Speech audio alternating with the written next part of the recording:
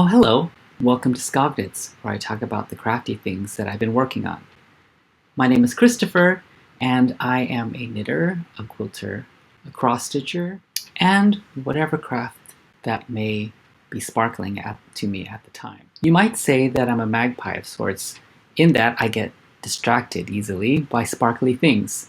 That happens in crafting as well as in real life. I do get distracted by sparkly things. I don't have a lot of sparkling things in my home, but boy, when I see something sparkly, I do stop in my tracks. I mean, don't let me walk by a Cartier or a Tiffany's or anything like that. So let's get right into it. I am working on Delightful Pink Roses by Leslie Tier, and this is what the pattern looks like. And I've decided to stitch the roses individually, and what I'm going to do is stitch them one by one and take this green border and border each of them individually. So if that makes any sense. This is as far as I've gotten. I've just about finished the rose motif. There's a little bit of green that needs to be filled in here. And then, as you can see, I've started on the border, both on the top and here. And I kind of just added those to see where I was at and to give me a sense of how much space I had. I'm really enjoying this pattern. It's not that complicated. There's, some color changes in there, but it's pretty easy to do while watching television. A couple of weeks ago, or maybe it was a little longer than that, Color and Cotton had grab bags for sale of fabric. And they were offering two types of grab bags. One was you chose either Aida and even weave or linen. And the grab bags came with 3 pieces of fabric in each that were 8 by 12 inches. And because they were grab bags, they weren't labeled with the count or of the linen. But I chose linen, and I got 2 grab bags, and this was one. These are all neutrals, which are pretty nice.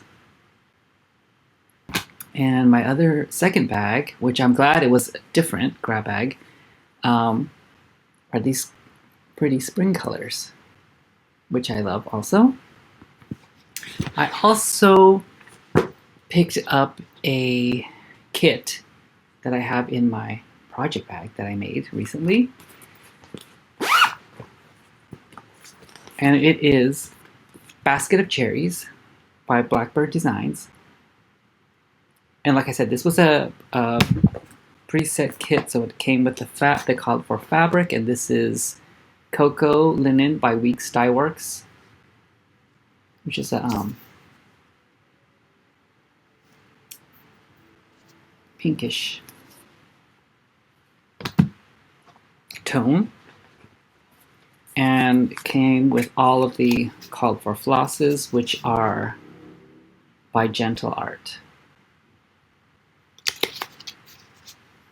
These are the colors, the fabric. So I think that'll be really fun to do. I love cherries. Cherries are my favorite. Okay, so here's a little story. My Instagram handle, for those of you, if you don't follow me on Instagram, please follow me on Instagram. My handle is Sparkling Cherry Sparkle, and I got that name because I love sparkly things, and my favorite flavor is cherry. So Cherry Sparkle was my nickname back when I used to play tennis. So I've really had the knitting bug recently, And because of Valentine's Day tomorrow, I decided to knit up some little hearts.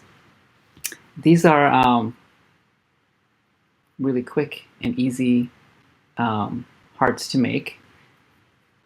They take about an hour, hour and a half while watching television. I do watch a lot of television, don't I? In the evenings, that's what I do. So I made these little hearts. I initially made the hearts because I wanted to include them in the package with the baby quilt I made for my friend, which is this one here, which I did get done in the last 2 weeks. I added the tent stripe fabric for the border. And for the backing, I used all the leftover pieces of fabric. So these are the leftover squares from the front. The set of fat quarters that I bought of the black and white line by Tula Pink. The line is called Linework. Came with all of these black and white prints. And I didn't want to use the predominant solid looking, oops. Okay, we had a catastrophe on the set here. So I decided to turn the quilt around to show you what the back looks like. And like I was saying, these black and white panels came with the fat quarter bundle of the line work, and I didn't want to use something this stark of a black and white on the front for a baby, so I saved it and pieced a back. Now that's ready to send off to my friend, and I'm going to include a couple of these little heart pillows in the package. I think it'll be just a little fun addition. I decided that I wanted a pair of fingerless mitts because my hands have been very cold in the mornings when I get up, and I decided that's what I needed. So I have joined a knit-along on Instagram, and the hashtag is MM_knit-along, so 2 M's and knit-along, where you are encouraged to either knit, crochet, sew, or otherwise make mitts or mittens. And the pattern I've chosen to do is called the Everything November Fingerless Mitts by Jen Yard. And as you can see, the sample that she's uses in the pattern is very colorful, and she encourages you to use your leftover scraps and any bits and pieces you may have in your stash to make them, and I really like that, but I didn't do that. Not with these first pair. I think I'm going to make a second pair. Anyways, this is as far along as I am. I finished, well, I've gotten one done, and I need to add the thumb here. So this is how it looks on the hand, and the fit is really nice and snug, so it'll be very warm. These are the yarns I'm using. This is Zen Yarn Garden, and the colorway is Blood Orange, and it was specially dyed for the Yarn Over truck, which is a vendor, and this kind of blue-gray color with red rusty speckles. This is by Madeline Tosh, and it's a Tosh sock, and the colorway is Asphalt. And so I thought that was a nice combination. So I knitted up some stripes, a solid hand area, and then to tie it together I finished the finger area with stripes. So I need to get the thumb added on and the second one started. I do want to make more of these, and I want to do a colorful one like is shown in the pattern. Now I wanted to share some of my knitting works in progress with you, and I have 10 of them.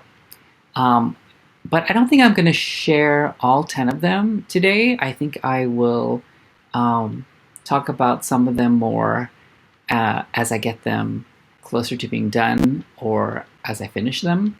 But I do have a few that I'd like to share because by putting it out there, it'll kick me into gear to get them done. So first I want to show you a scarf that I'm working on, and it is a modified design based on a pattern by Jared Flood of Brooklyn Tweed, and this is called Foundry, and it's a cabled scarf with buttons. How I've modified it is that I've done the cable pattern here on the bottom of the scarf, and then I've knit the body in a 2x2 rib, so that goes all the way down to the other side, and then the other end is the Foundry cable pattern again. And I just made this a shorter scarf so that it's easy to wear with a coat. It'll just go around a couple of times with the pattern showing. Not doing a very good job of modeling this, am I? With the pattern showing through the coat. So I just wanted something not too long.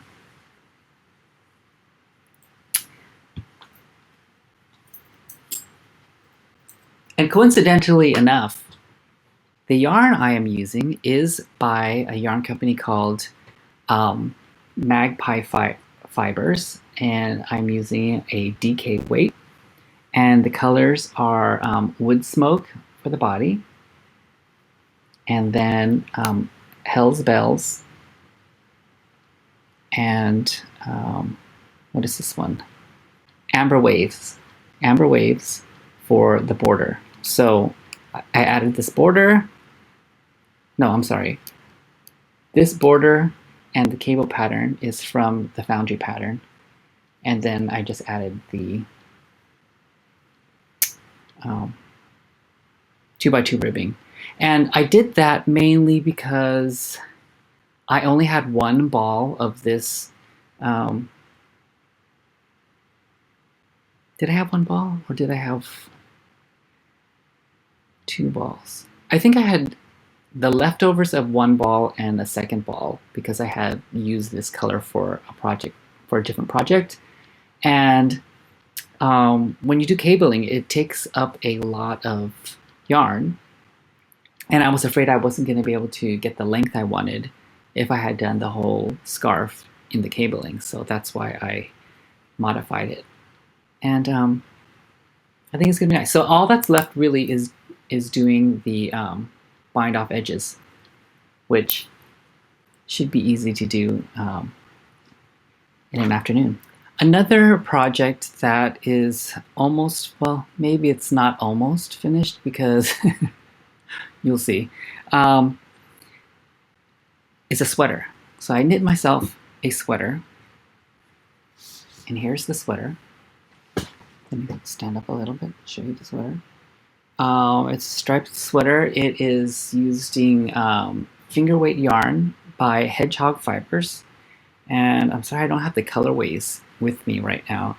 I can look that up, or you can check it out on my Ravelry, which I am on Ravelry under skogknits. It's another Brooklyn Tweed pattern called Redford, and Redford is by Julie Hoover, and this is what the pattern looks like. If you can see here, there's a side panel detail here that I really like, with some exposed seams here and here. And I kind of did a crazy version of it by making all these stripes. And there are a lot of ends to weave in here, aren't there? Let me look at that. that's going to be fun. That'll keep me busy one weekend, I think. So this one's almost done. I started attaching this sleeve. It just needs to be sewn into the armhole. This one is already attached. And then once that's done, I can knit the cuffs and the neckband. And that'll be ready to wear. It's a nice lightweight sweater because it's made with sock weight yarn. And sock weight yarn is a lot thinner than typical sweater yarn, just because that's how it is. So I can't wait to get this done. It'll be nice to wear in the late spring when it starts getting a little warmer. It's still cool, but it's getting a little warmer. Another almost finished piece that I have, it's my last one that I'm going to show you, is called Vertices Unite, and it is a shawl pattern by Westknits, Stephen West of Westknits. And this is done. All that needs to be done is the ends woven in, and it's ready to go. So this is a nice smaller, I made the smaller version just because it'll be an easy neckerchief almost to wear. Something not as big as a big scarf. So I look forward to getting this one done in the near future. Okay, lastly, I have a quilting update. I've been working on a sort of Valentine's. It started off as a Valentine's idea, but I think it's morphed into more of a red and cream colored themed quilt.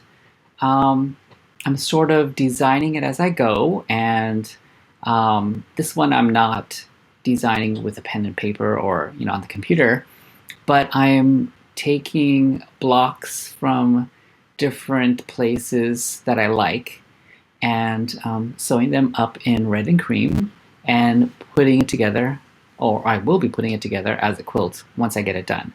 Now I've already veered directions with this a couple of times. Like I said, it started off as a Valentine's quilt idea, and it's no longer going to be that. But I will share the blocks with you now. So the first block I made is a block from the Moda Blockheads 3 quilt along, and this is the block. And this was when I had the idea in my mind that it was going to be a Valentine's Day quilt. So I made this block first. Then I made a series of these Hugs and Kisses blocks, which are XOXO,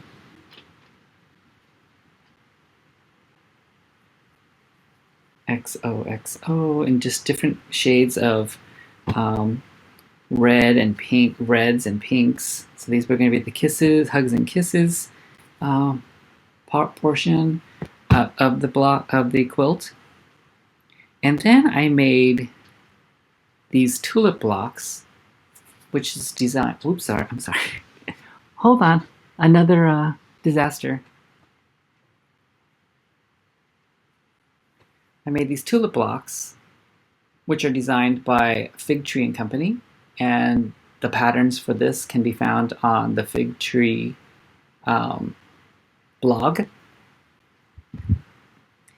And then I made this cute block. I don't know what the name of it is, but this is not a this is a classic block pattern. And then I made a series of these granny square type blocks in different shades of red and cream and pink.